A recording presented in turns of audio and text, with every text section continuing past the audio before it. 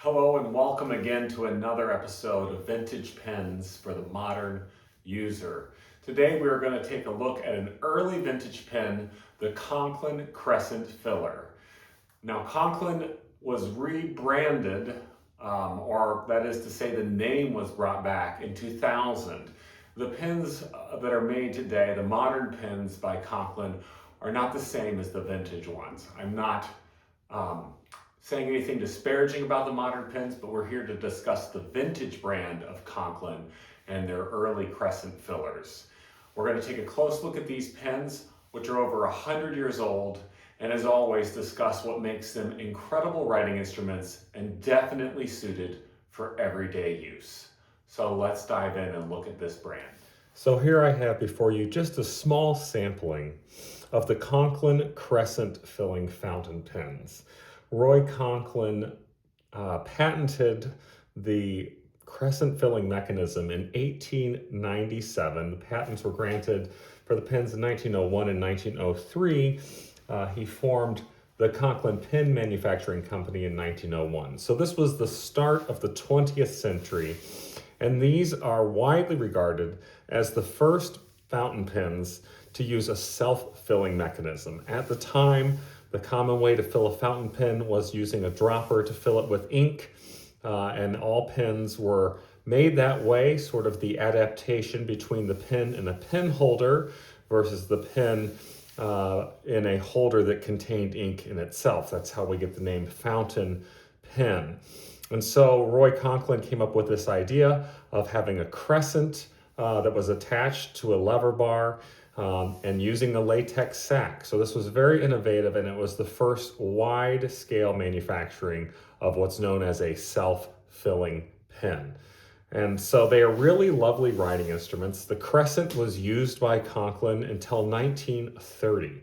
There are few in front of me here. There are many examples of this pen in all shapes and sizes, but I'm going to talk about some of the little subtle differences, and then as always, we'll use one of these pens. So Conklin made slip cap pens, which was common in early fountain pen manufacturing, where the caps were held on just by friction fitted caps. This lovely sterling filigree crescent filler here is actually missing its cap. So if there is anybody, and I'm lucky enough that somebody is watching this and happens to know of a cap that would fit it, I would love to learn about that. It's still a lovely pen, and it's still a great example. You can see here, this is what's known as the lock ring, which is made of hard rubber on this model. Some of them were made of plastic. And when you turn the lock ring, the crescent then falls down into the barrel. And if there was a sac installed, it would not fall all the way into the barrel, as this one has just done.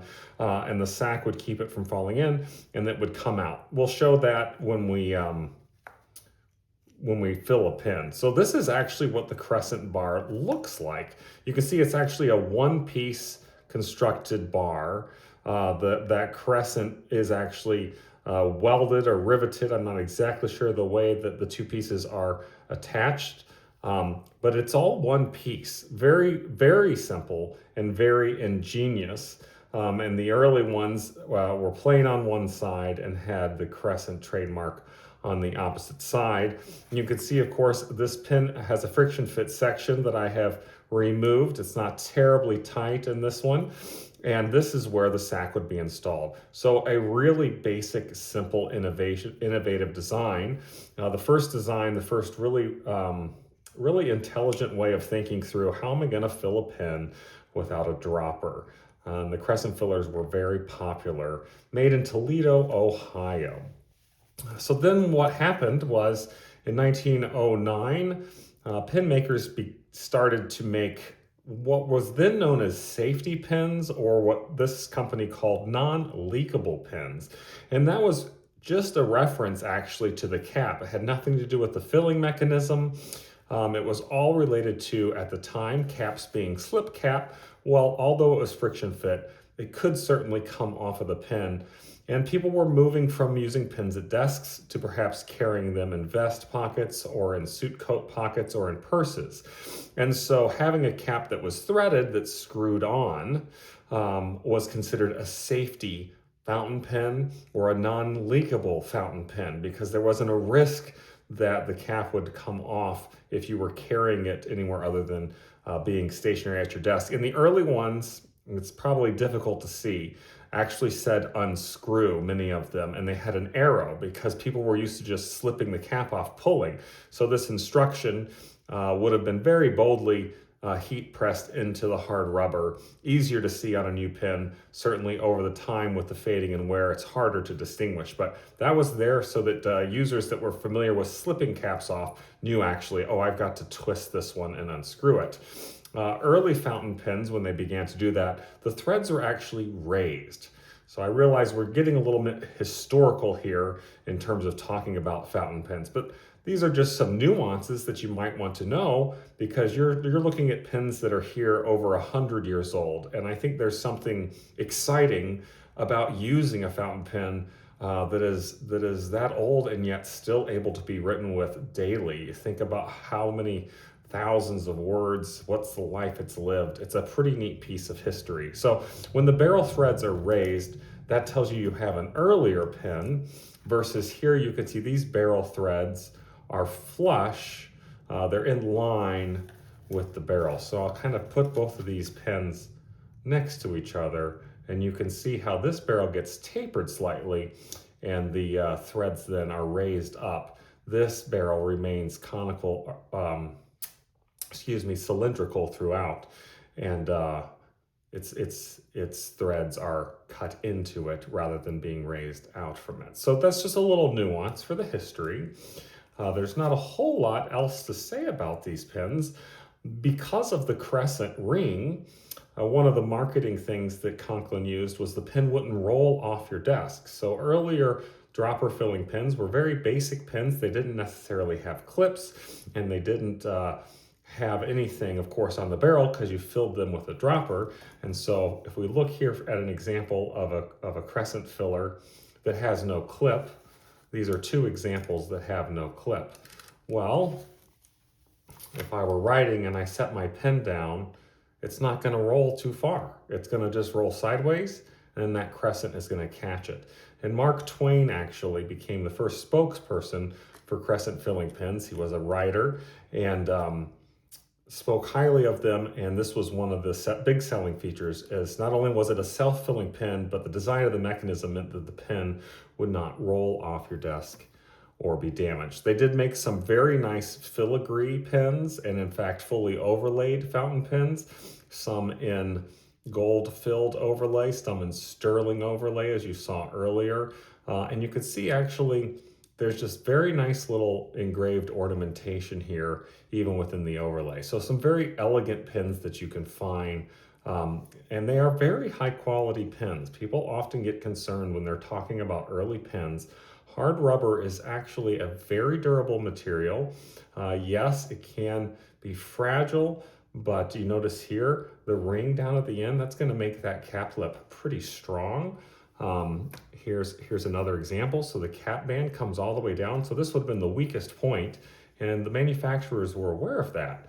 So here we have one where you really have no risk to take the cap off, post it nicely on the back. It fits snugly.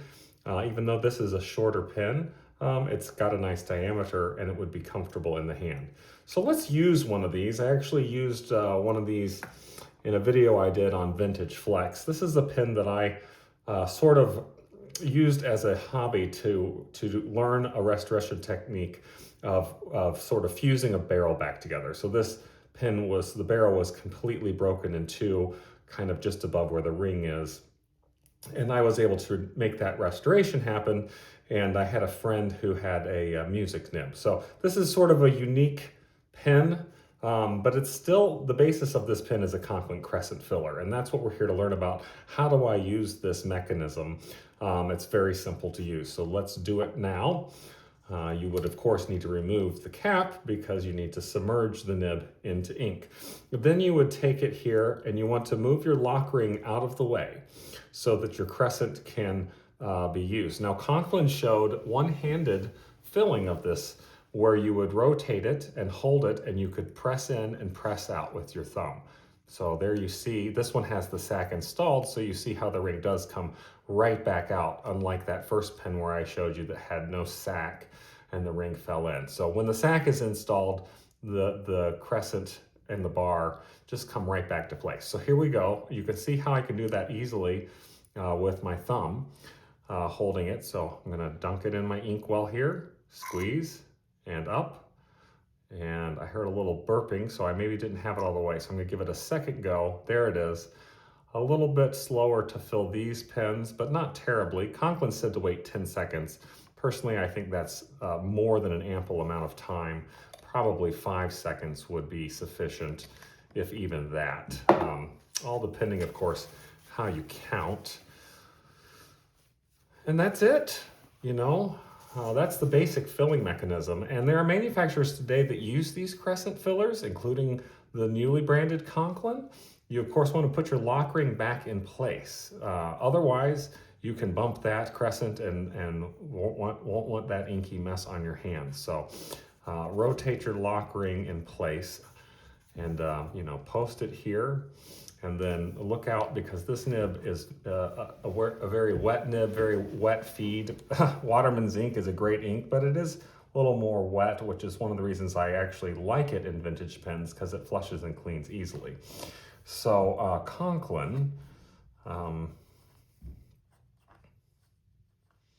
you see, of course, I am left-handed overrider, and I always tell people that if you let the pen do the work, I can't talk and write at the same time, as you've noticed. Crescent is Crescent.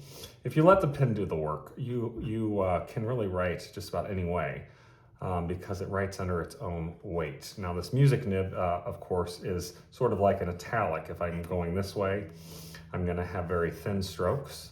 This is not a Conklin nib, I should say. Conklin made fantastic nibs. I'm not sure if they made a music nib or not. They may well have. So those of you who are looking for expressive writing will often find in these early Conklins some nice flexible nibs. So they're good to look at. Again, people often get sucked into Waterman's as being the flex king, but really all the manufacturers in the first part of the 20th century were making extraordinary high quality 14 karat nibs. So this one, you know, puts out a lot of ink because it's a music nib, it's already italic, and it's flexible.